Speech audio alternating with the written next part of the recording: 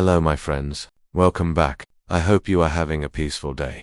Today I want to share a story with you, a story about the power of words. Words that made people laugh, words that made people cry, words that traveled across the world. Can you imagine one person changing the way we speak English? This person was born over 400 years ago, yet his words are still alive today. His name was William Shakespeare.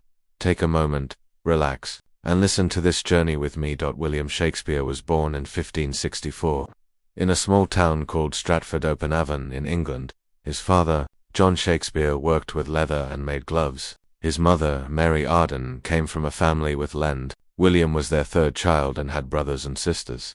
Life back then was very different. There were no cars, no electricity. People lived simply and worked hard. Families stayed close together. William attended a grammar school where children learned Latin, read old stories, and studied language and poetry. William loved words, the way they sounded, the way they painted pictures in his mind.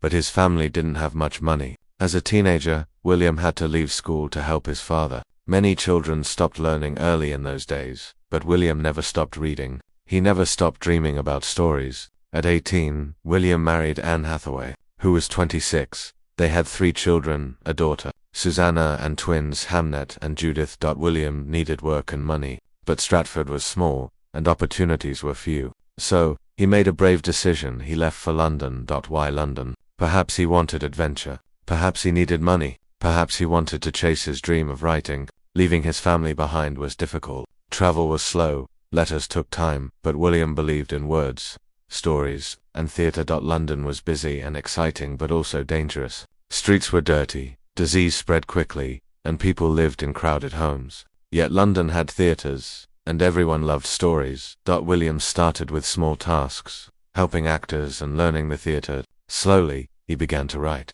His first plays were simple, but people loved them. He wrote about kings and queens, love and jealousy, magic and murder. His characters felt real, and audiences felt what they felt. Some of his famous plays include Romeo and Juliet, a love story between 2 young people from rival families. Hamlet, a prince facing difficult choices. Macbeth, a story of power and ambition. A Midsummer Night's Dream, love and magic in a forest. He also wrote comedies, histories, and 154 sonnets, short, beautiful poems about love, time, and life. Shakespeare worked with the Lord Chamberlain's men, later called the King's Men, performing at the Globe, a round wooden theatre open to the sky. He was not just a writer, he was also an actor. He understood the stage, rhythm, movement, and emotion. This made his writing powerful. Over the years, Shakespeare became successful. He earned money, invested in theatres, and sent support to his family in Stratford. After many years in London, he returned home. He had written 37 plays and 154 songs. He spent time with his family, though the loss of his son Hamlet brought deep sadness. He found peace in his final years.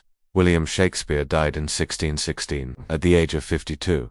He was buried in the church where he had been baptized, but his words did not die. Actors still perform his plays, readers still explore his stories, and translations bring his words to every corner of the world. Shakespeare matters because he understood people. Love, fear, joy, sadness, these emotions are the same everywhere. He invented words like lonely, generous, and exciting. He made language sing. When we speak English, we speak a little of Shakespeare. He was a boy from a small town who changed the world with words. His journey reminds us to believe in our gifts, use our voice, and tell our stories.